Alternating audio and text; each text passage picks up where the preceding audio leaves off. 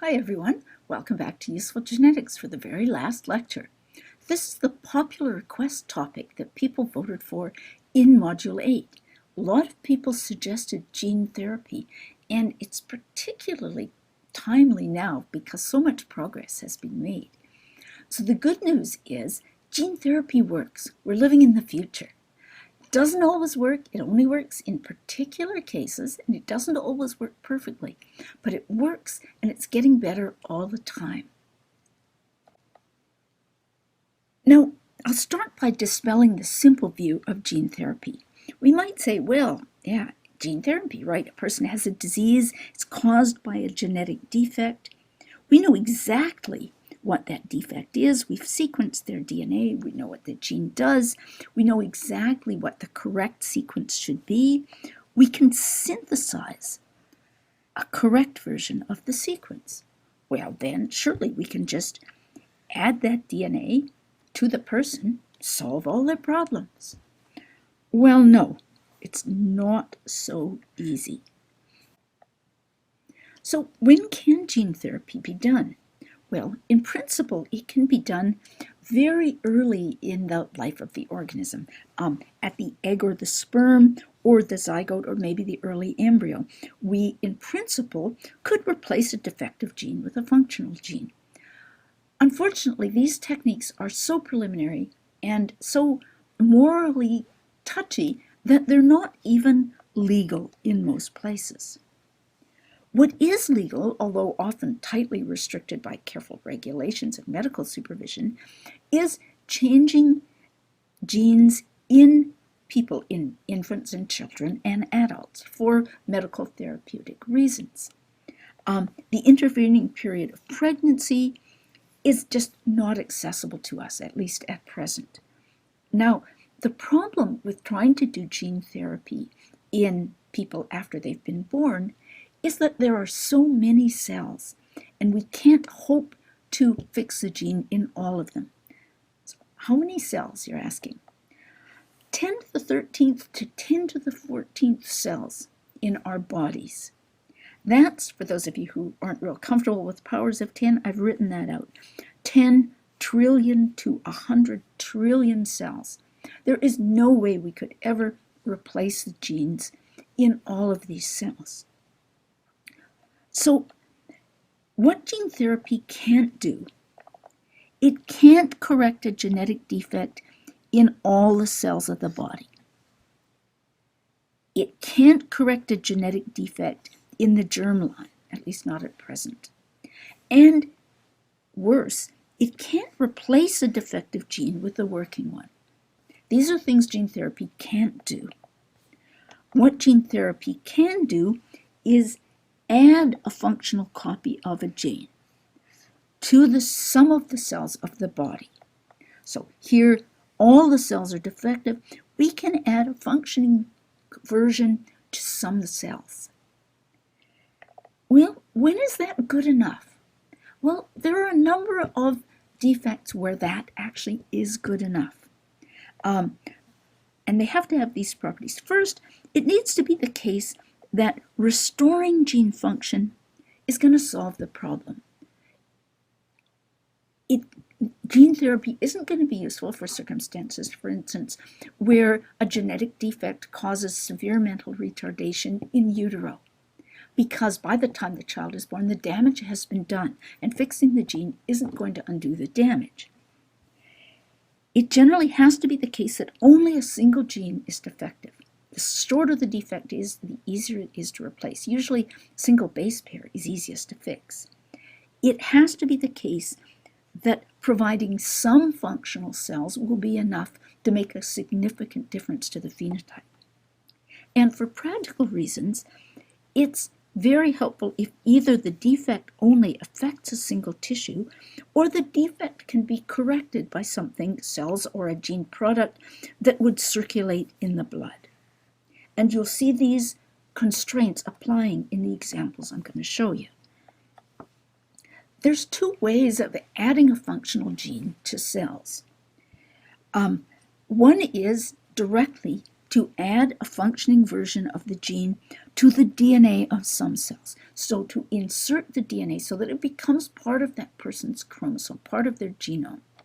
The other technique is to insert the DNA in a harmless virus and infect some cells of the person with a virus expressing the gene. This has the advantage of leaving the person's own genes undisturbed. So I'm going to give you an example of the first strategy. Usually this strategy is applied to diseases where the defect has to do with something circulating in the blood, because that's a situation where it's possible to remedy the defect by providing what's missing in the bloodstream. Usually the process begins by culturing cells from the patient, and not just any cells. These need to be what are called hemopoietic stem cells. These are the precursor cells for all of the immune cells. This is just a sort of a tree showing all the different kinds of cells that develop from our hematopoietic stem cells. This includes all of the cells that we call white blood cells, all the components of our immune system. It also includes the red blood cells and the platelets, which are important for blood clotting. So luckily, these hematopoietic stem cells can be cultured in tissue culture in a laboratory. And it's then possible to make a transgene carrying the correct gene and put that transgene DNA into the cultured cells and then reintroduce them into the patient.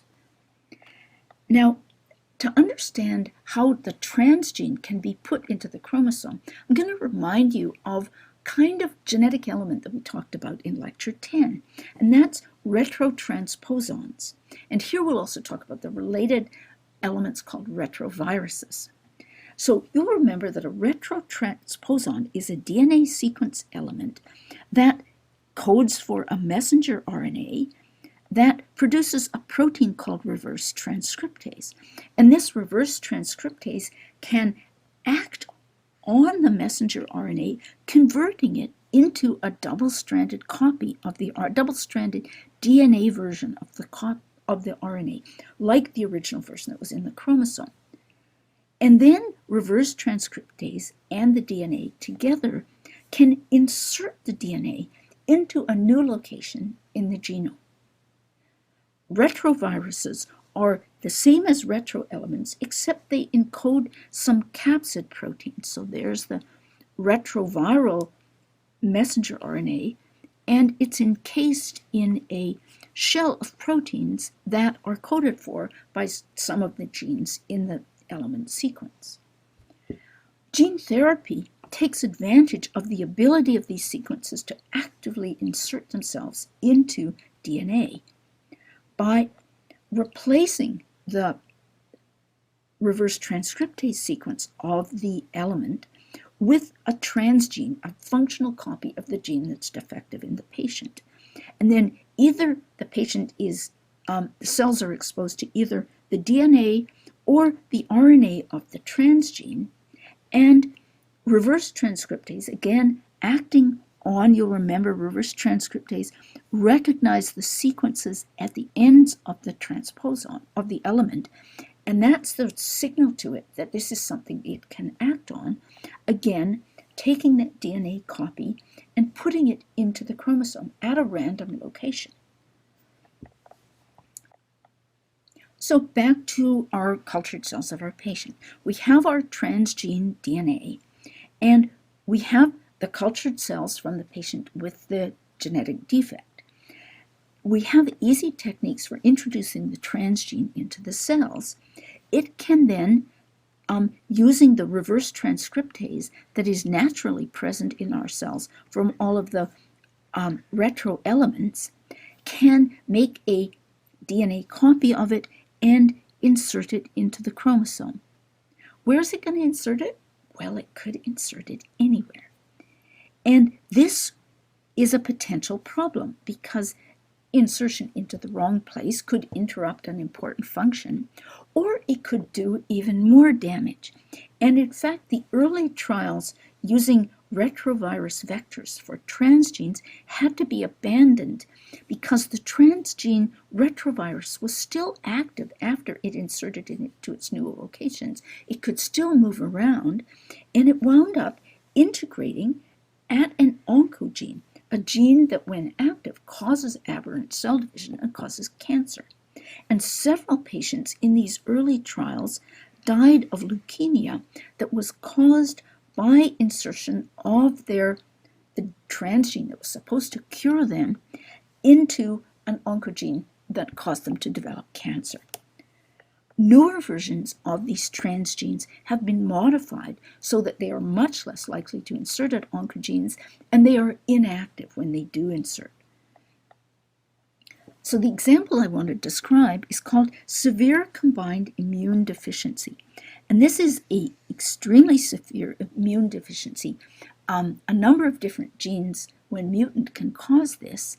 And the consequences are that the body doesn't make any cells of the immune system. No T cells, no B cells. These patients have almost no immunity. This was the source of the meme that was called the boy in the bubble, which referred to a boy with severe combined immune deficiency who was living in a sort of a room completely enclosed in plastic shielding so that no pathogens, no viruses, no bacteria could enter. Children with this defect usually die very young because it's impossible to keep them free of all pathogens. So, as I said, the best treatment for this disease is a bone marrow transplant from a compatible donor. But in many cases, there is no compatible donor. You'll remember we talked about bone marrow transplants and the need for matching of the tissue markers between the recipient and the donor so that the transplant won't be attacked by the patient's own immune system. So that's a problem even in these patients with a very defective immune system. So if no suitable donor is available, the recommended treatment now is gene therapy. So the patient's immune precursor cells, which are functional, although they don't develop into functional immune cells, are cultured in the laboratory, and a transgene, a retroviral-based transgene, is introduced into them. Now, because only some cells acquire the transgene, this technique usually uses a construct that also contains a marker gene that can be selected for, allowing all the cells that didn't get the virus to be killed off. These cells containing the transgene are then injected back into the patient's bloodstream. And if the patient is lucky, these cells will actually be more vigorous and viable than the patient's original defective cells, and they'll gradually take over and repopulate the immune system with functioning immune cells, and the patient will be cured.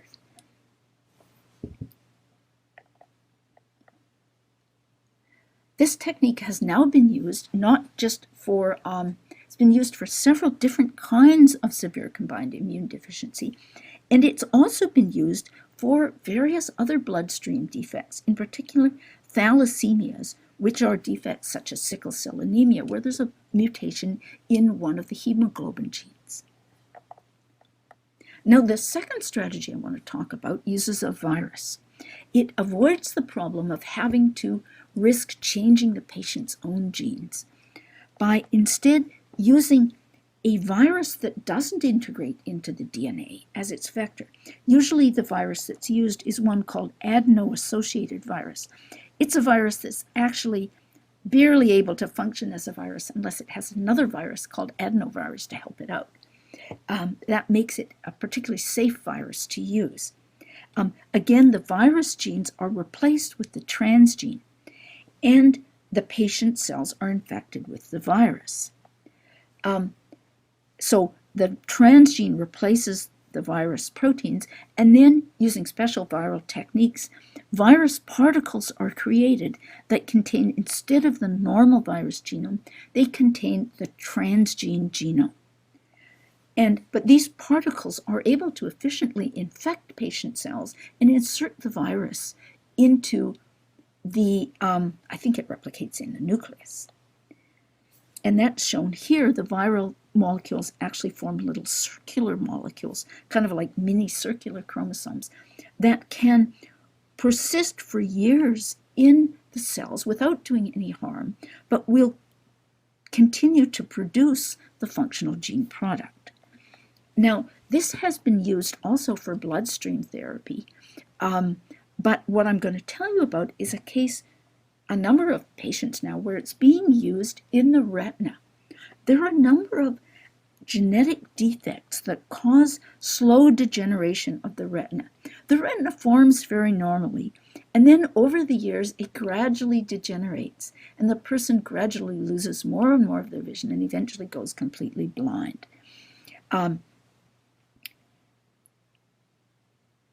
The way this is done, the advantage of working in the eye is that the eye is a closed environment. You can inject a virus into the eye without putting the virus into the rest of the body. And the immune response is not active within the eye, so you don't have to worry about the body mounting an immune response to this virus that it's been infected with, which is a concern when you introduce the virus into the bloodstream.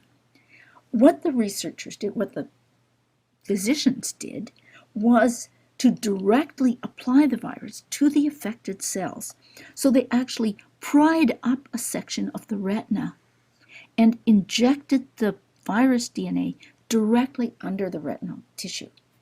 And then the virus was able to infect the retinal cells, and the patients gradually recovered a substantial fraction of their vision. Patients who were nearly blind could see reasonably well again. So this was extremely successful and very exciting for people with this defect. Now, I'm going to tell you about one more treatment. This is not a treatment that's currently being used, but it is very exciting because it's a way to actually directly replace defective genes with correct versions, rather than just adding a correct version, leaving the defective version in place. And so it opens up the potential for germline therapy. And this technique is called CRISPR-Cas9, and that complicated name just comes from its source as a process that happens naturally in bacteria. And the particular experiment I'm going to talk about was done in mice carrying a mutation that causes muscular dystrophy. Now, muscular dystrophy is a very serious disease in humans as well. It causes degeneration, slow degeneration of the muscles in childhood. It's an X-linked gene, so it's most common in males who only, of course, have one copy of X-linked genes. Now, what these researchers did was they created zygotes fusing eggs and sperm from mice with this mutation. So these zygotes had only defective copies of the MDX gene. And then they injected into these zygotes a mixture of molecules that together had the potential to seek out the defective gene and replace it with a good version of the gene. Then they took these zygotes and implanted them into foster mother mice, where they developed into baby mice, and who grew up and became adult mice. So here's a quick animation showing the very basic ideas of how this system works in the context of gene therapy. 3 things are injected into the target cell, in this case, the zygote. Here's the mutation in the zygote. And one component that's injected is a guide RNA. This is an RNA that's complementary to the sequence at the defective place in the gene. So it can form base pairs with the defective gene, probably displacing one of the resident strands. And its base pairing and its other structure serves as a signal to the second component that's injected, a protein called the Cas nuclease. And the presence of the guide RNA tells the Cas nuclease to cut at this particular position. The Cas nuclease is the guide RNA is designed so that it's going to tell the Cas nuclease to cut exactly at the site of the mutation. This creates a chromosome break, a double-stranded DNA break, right at the site of the mutation. This then creates a situation that is susceptible to recombinational repair using a DNA copy that carries the correct sequence. That's the third component that's injected into the zygote. This DNA can then interact at the site of damage and carry out what's called recombinational repair. Or in some cases, repair can also happen by non-homologous end joining. You remember we talked about these processes in the context of chromosomal changes in Module 10. And the result is, in at least some cases, that the site of the cut in the DNA is repaired using the correction DNA that was provided, creating a non-mutant functional copy of the gene. Now, in the experiment that I'm telling you about, this correction was only partially correct. Only some of the cells in the mice that were born had corrections. It did some correcting in all of the mice. Perhaps the simplest explanation is that most of the correction is actually happening after the zygote has divided a few times, so that only some cells become corrected. But many of these mice had enough of their MDX cells repaired, corrected, that they had a near normal phenotype. They were not subject to the severe muscular dystrophy that they would have shown if their genes hadn't been corrected. So, as I said, this is not a technique that's currently available. It's much too preliminary, but it's a sign of the kinds of things that may be coming soon. So what we've done, we've talked about the limitations to gene therapy, how we can only provide a functional copy of the gene in some cells. We can't replace the gene, we can't change the germline, we can't fix all the cells, only some cells. And we talked about how this limits the particular defects that gene therapy can be used against. And then we went through two approaches for providing functional genes to cells that have defective genes, either inserting the functional transgene into the chromosome or providing it on a virus that can replicate in the cytoplasm or the nucleus. And then we talked about a future state therapy, the use of the CRISPR-Cas system to basically edit the genes possibly in the zygote. Coming up next, well, this is the last lecture, so there aren't any more lectures coming up. For those of you who are working for a grade in the course, there's still the graded quiz, Peer Explain D, and of course the final exam. And I wish you a great deal of success with all of those. Thank you so much for participating in the course.